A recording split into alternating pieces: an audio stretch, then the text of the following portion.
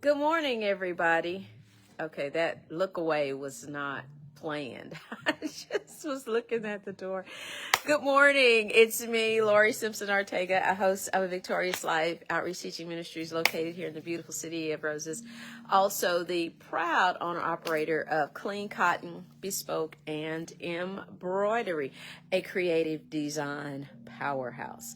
I wanted to come on here and make this post because and I apologize for my hair. This is what happens when you put old school grease on it, I guess. But I wanted to come on and talk about a conversation and an incident that happened yesterday that I just have not been able to shake because spiritually it provided clarity. And I want anyone that's in a leadership position, whether it's at church, whether it's in business or industry, I want you to kind of listen. Hey, Marcus. Good morning, Marcus. I want you to just listen to what I have to say, because I'm sure you're going to encounter people or you're either going to encounter this or you've encountered it. And so my goal is to try to provide some clarity. Well, I'm an avid reader. I read a lot. Incidentally, I've also taught English. I have taught, and I'm a librarian. But I have like a varied professional background. So I've been able to be not only a teacher or educator, but I've also been able to be a leader, director, etc. So the coach comes in, nice guy, who also likes to read. And he comes to me for book recommendations that he sees on the internet, and he'll say, hey, have you read this, what have you? So he stopped by during lunch, and we were, during his lunch, we were sitting there, and he said, well, hey, have you read The Count of Monte Cristo? And I said, oh my goodness, yes, by Alexander Dumas, whatever. And I start telling him the background or the history of the writer. And he said, well, don't tell me what happens. And I said, no, I'm not. I just explained to him why it was considered it was a classic. I said, but let me ask you this. Are you reading for enjoyment or enrichment? I said, because if you're reading for enjoyment, then yes, by all means, great book. I said, but if you're reading for enrichment, then that you're not going to be really enriched. Your life is not going to be enriched by that story. I said, so sometimes the mistake that people make in reading is they don't separate the two. So I said, the first thing I want to ask you, are you reading for enrichment, personal enrichment, meaning for betterment, to help you understand not only yourself, but your situation, society, etc. I said, or are you reading, hey, Shu, or are you reading for entertainment, just for the entertainment and the enjoyment of reading? So he said, well, both. And he said, well, let me run this other book by you since you're telling me enrichment.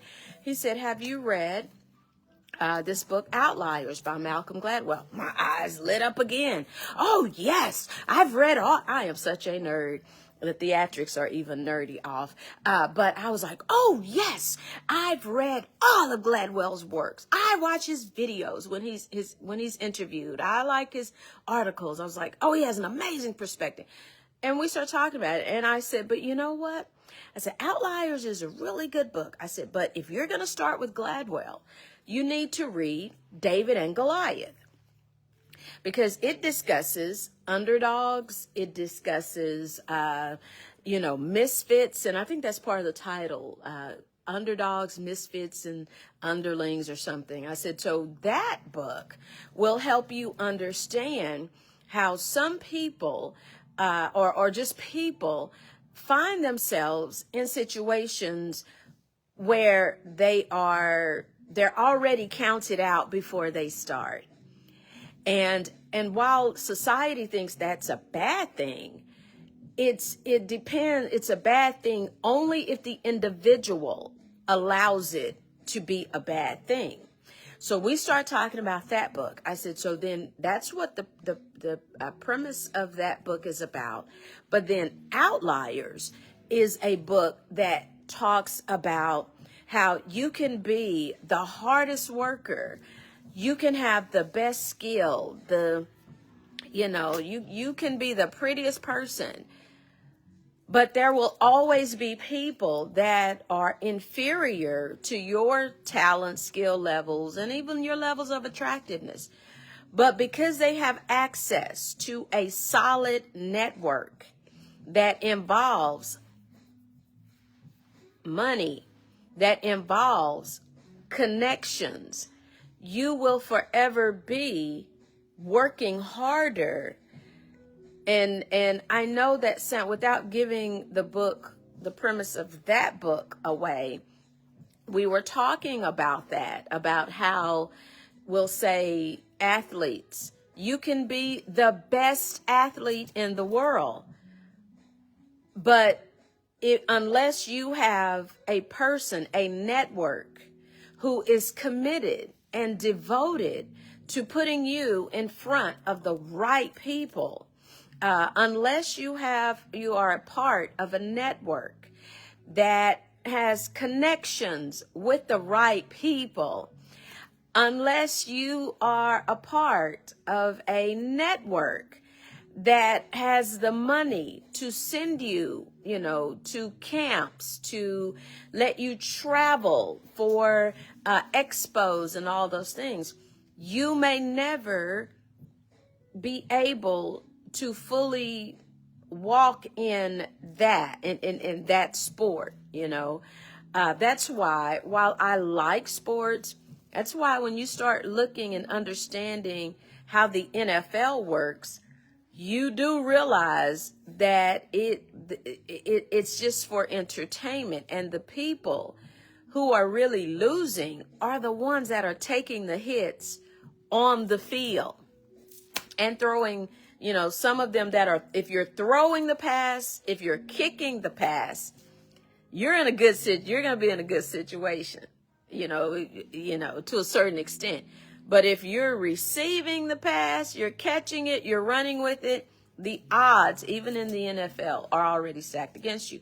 So I was using that example, and we were talking about that. So it then led me to say, hey, but if you really want to understand human nature and all those things, I said, and get a better command at your age on how to think more strategically moving forward, I said, you need to read the works of a psychiatrist or a psychologist named Bernda. I said, because he talks about conditioning. And think about those books I told you about.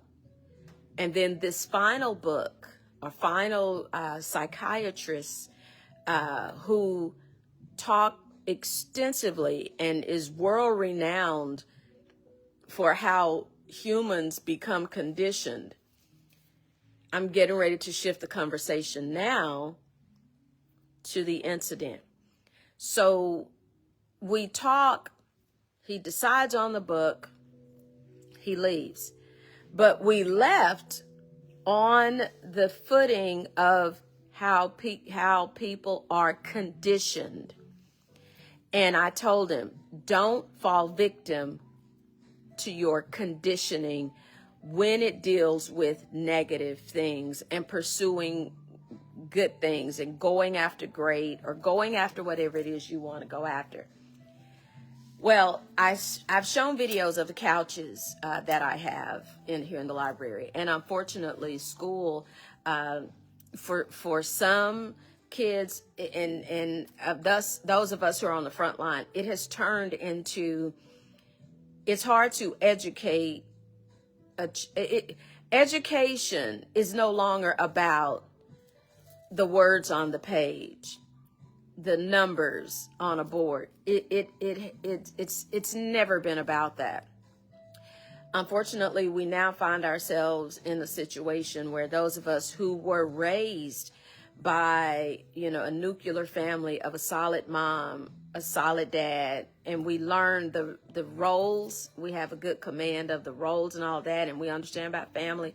Well, those of us who had that, we are now having to teach generations of kids and their parents and even some of their grandparents how to function in a world that they are clueless about. We are having to teach kids how to sit properly, how to engage in conversation. Good morning, Yo-Yo. Engage in conversation. We're having to teach them how to use napkins, how to spread a napkin in your lap, how to use your spoon, or decide, do I need a spoon for this or do I need a fork for this? Because unfortunately, a lot of them are simply eating finger foods. Okay, we are having to teach them how to how every time somebody says playing is not conflict. Playing is not you punch me, I punch you. Let's see who can slap the hardest. We're having to teach them that. And I know that sounds weird, but that's the reality. And that's in every school around the United States of a certain socioeconomic dynamic. So I have these couches. So with that in mind, have these couches. Well, I purposefully bought couches that would not look dark and all of that, so I no longer, when the kids come to the library, and even when I was a teacher, I was never the kind that I was force feeding you anything. I made you excited about learning because I gave you choices. So that same successful pattern has been recreated double digits now in the library. So I say, hey, if you give me the first 10 minutes, I've got to talk to you about what they're paying me to talk to you about. But as always, you have 3 choices because they were taking tests. And I don't think I need to be trying to reveal the secrets of the universe after they've taken the test. I'm just letting them cool, chill, etc. I said, so here are your 3 choices. If you want to go into the chill zone and read, that's fine. Take a book, If you want, here's paper. If you want to just draw out your day, meaning something happy, if you want to make a poster for your wall, I brought out the extra large paper. I've got markers. I said, just sit closer to the back, sit at the back tables. And I said, I don't mind if you socialize, just keep it at restaurant level. I said, because I'm a snitch. If I hear something that's inappropriate, I'm calling mamas, I'm telling principals, I'm snitching. And they laugh at that. But I explain, only if it's something that's bad, that I feel is gonna hurt you mentally, physically, emotionally, or financially. I'm gonna tell.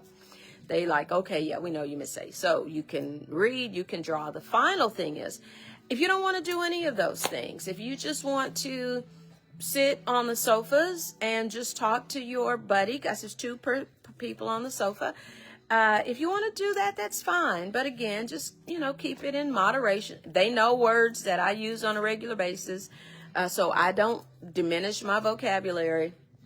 I said, that's fine, as long as you do it in moderation. Okay. Everybody, I do the lesson 10 minutes, and then I sit out there with them, and I'm sitting there checking emails and stuff. So a student comes up to me that is constantly needing things. And I said, and they were hopping all over the place. That's one of my rules. Think about where you want to go, because it's not going to be going back and forth, because I'm a product of the 80s. Don't keep that. Stop going in and out of this house. That's where I'm from. Okay, that was my underlying condition. No, we're not letting all the air out of this house. Keep that back door closed. The windows are up, or the air is running. Okay, so that was my thing. So I noticed this student everybody is where they needed to be, but this student is chaotically all over. So I said, hey, come here. So when the student comes over to me, I'm like, so what have you decided? I said, you're having a hard time getting it together and deciding. Well, I want to draw. And I said, okay, well, here's the deal. If you draw, take it to the table and put the markers on the table, because I had seen the student had been sitting on the sofa, just idly sitting. So I said, do not take the markers to the sofa. Y'all know where I'm going with this. Class is ending, and I've been keeping an eye out. But when I say, hey, let's start cleaning up, you've got about 3 minutes left, make sure my speech, please check your desk or tables, look anything around you. If you see it, unfortunately, you own it, help me out. I vacuumed the library. My speech. I look over there, and the student is no longer at the table. Like I said, the last 2 minutes. I look over there, and this student, all I see is just the back of the sofa, or the front of the sofa, the back part. Student on the knees and just going. I become livid, because when I walk over there, guess what you've been doing? You've been coloring on the paper, but you've been purposefully taking the marker, a green marker. You've been purposefully going outside of the lines. So I said, okay, you're done. And I tell the student, it's time to go. You're done. Put the mark as calm as possible. Put the markers away. Your teacher is here. Take your paper with you. It's time for you to leave. You've made me angry. I don't think we should sugarcoat stuff from kids. You've upset me. You've hurt my feelings. No, you've made me angry. And because I'm angry right now, and I'm angry because you decided to do what I told you not to do, and you knew what you were doing. So you may leave. And then the student just, okay, here's my point. Did that student know what they were doing? Yes, they knew what they were doing. They knew exactly what they were doing. But it loops back to the conversation I told you about the psychiatrist and his book, Burnda, about conditioning. That student has been conditioned for chaos. That student has been conditioned for dysfunction. And it was an older student. That student has been conditioned for, they've been convinced and conditioned to believe that negative attention is the attention that they need in order to get the acknowledgement that they need. Think about that. This child has been conditioned to think, if I want attention, I must constantly create chaos so that I can get a reaction that's going to make me feel, a part of. Now, if Casey Aycock and Laura Rackley, the counselors, were here, they would say that's because of trauma. I don't have any of that academic, observational, social training. I'm just saying, here's the gist of this.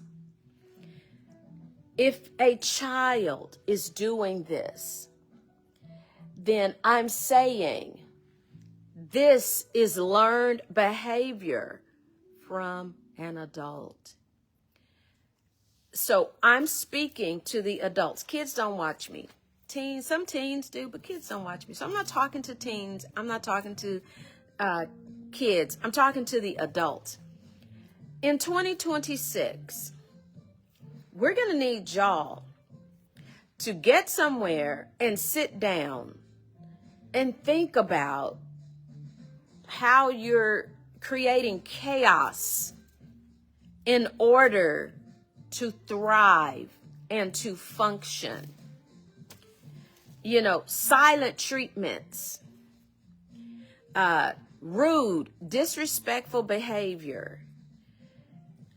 This theory this ideology that people who have more than you, who look better, can run better, talk better, do whatever better, they're your competition. No, the only competition you have is the community in your head, in your headspace. So ask yourself that, have I been conditioned to thrive in chaos, negativity, dysfunction, lack? Have I been conditioned to thrive in those? If so, how do I break that cycle? You know, I know people in relationships, it can be going smooth. It can be going great. They can be being treated, you know, with the utmost of respect. They can be given the courtesy and the treatment of somebody, by somebody who genuinely loves them. But I've heard people say, men and women, she told me I was doing too much. He said I was doing too much. I'm like, what? And you're married to that person? You're engaged, you're in a committed relationship with that person, and they told you that you were doing too much. I said, well, what was the premise under what were you doing? They said, well, I was just trying to do like you said. I was trying to, you know, one of your videos about preparing the food, and I went out and I bought some placemats and I brought some there. And I was like, and I said, well, what? Well, my husband said, I'm doing too much. And I said, really? And I said, well, did you ask why? And said, yeah. I said, the individual and other people have said this too, so I'm not ratting out anybody. I said, well, so that we don't need all that. That was just a waste of money. I said, but how did it make you feel? How did it make you feel when you prepared the food, when you thought about the menu, you prepared the food, your kitchen was clean, you put the placemat down, you folded the napkins. How did that make you feel? And the person said, oh, I felt amazing. I felt wonderful. But then they came along, and when he said that or when she said that, it just, I said, no. No. That was never, some things we do is never really about other people. It's about us. Because we're trying to change the trajectory in our own life. We're trying to add value to our own lives. I said, so you keep doing, you bought them, you keep using them. Every time you eat, even if they're sitting there with a snack, and you see that they're just sitting there at a bare table, you go get that. But just talk like, oh, okay. Don't say, you don't have no placement. Not like that. Just say, hey, as they're talking, really? Oh, here you go. And if they're sitting there, just right, if you need to say, don't do it condescendingly. And if they, I don't need that, you just pick it up and you say, well, okay. Well, be sure to wipe the counter off before you leave. That's really what that's for. It protects the counter so we don't have crumbs everywhere. But okay, no big deal. I said, and then you go on about your business, because that's an indication that that person thrives in chaos. That's an indication that that person has not been trained on how to say, oh, okay, thank you. Oh, well, you know what? You're doing all this stuff for me. Instead of them, you doing too much. No, I'll get it myself. I'll do it myself. No, I don't need this. I don't need you to do that. I'll do it myself. That person has been conditioned. And when they're like that, they're not ready to really receive what you're bringing, the love of what you're bringing, the care, the consideration of what you're bringing. So when they do that, you can't get upset with them. You have to say, okay, well, you know what? All right, you don't have to. Go on about your business. And you know what? But when you sit down, you get that placemat. You get the napkin. You get whatever it is you need to do. When you get dressed, whenever you leave the house, even if you're going to Walmart, look like you're going somewhere. That's what they used to tell us. Look like you're going somewhere. Look like you like you belong in a gated community. I'm not telling you to put on, suit up like this. But if you know you're running an errand to Walmart, don't go out there in flip-flops and slip and slides and pajama pants. Buy you a designated set of lounge, like they say, athleisure. you know, the top and bottoms where male and female, where you can slip those on. You know, don't go out there in a tank top and flip flops. That's crazy. I tell that to my 16-year-old all the time. But now that appears that's called fashion.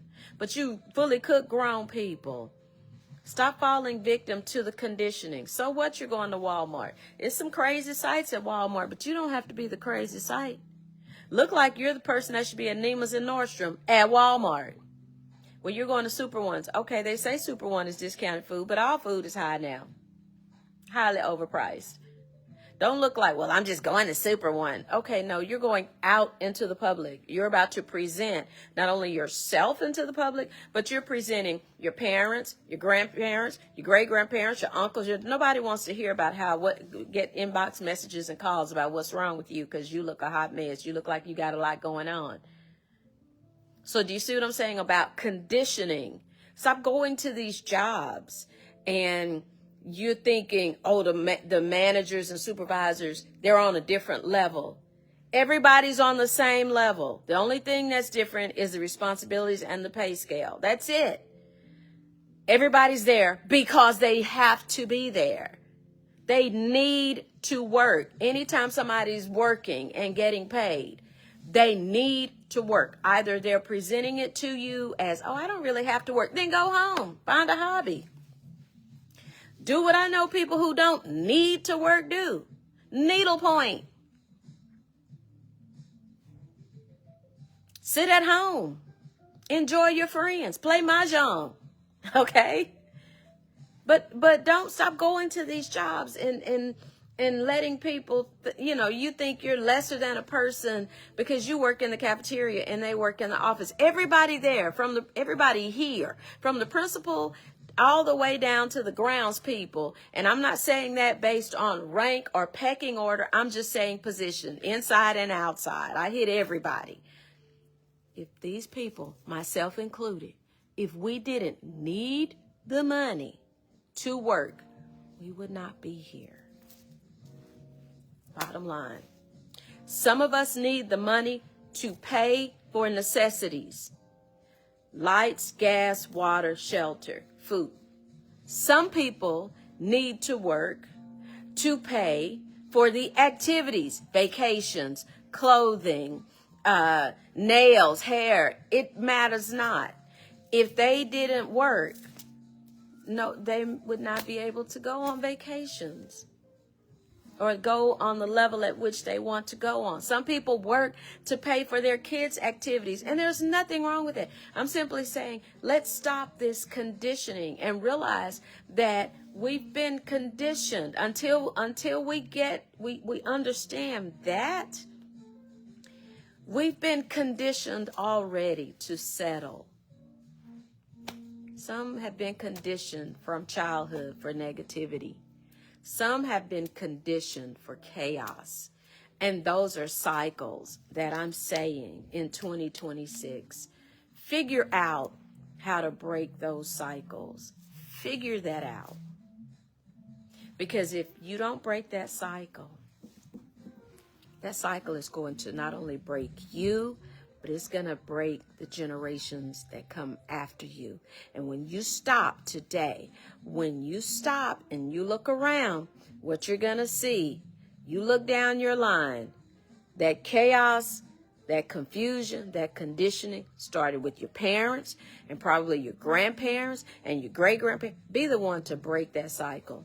You be the one to break the yoke, as they say. You be the one to change the trajectory of not only your life, but your future generations' life through your children. Change their life, your grandkids. And if they don't want to do it, if they providing resistance, if they like thriving in chaos, your spouses, significant others, and all that, kids, if they like thriving in chaos, you just let them have it. You just live your life at the standard at which you want to live it. And you start praying and you start asking the Lord to help you first, and then help your situation. And then watch God start changing things. And unfortunately, sometimes change, he removes and moves people, not through death, but when you're going somewhere you're trying to get somewhere and you're trusting in him and you're doing the physical, natural work to be better, do better, become better, because you're taking care of things spiritually and you're taking care of things naturally, he will start to advance you in life. Well, you know what? I got to get the day started. I missed lunch yesterday. Probably going to miss it today because they're testing. But I won't complain because I'm surrounded by the things that I love. So, as I always say, if you have Christ, you're already a winner. If you have the Spirit of the living God, you can face any challenge life throws your way. You can live a victorious life. God bless you.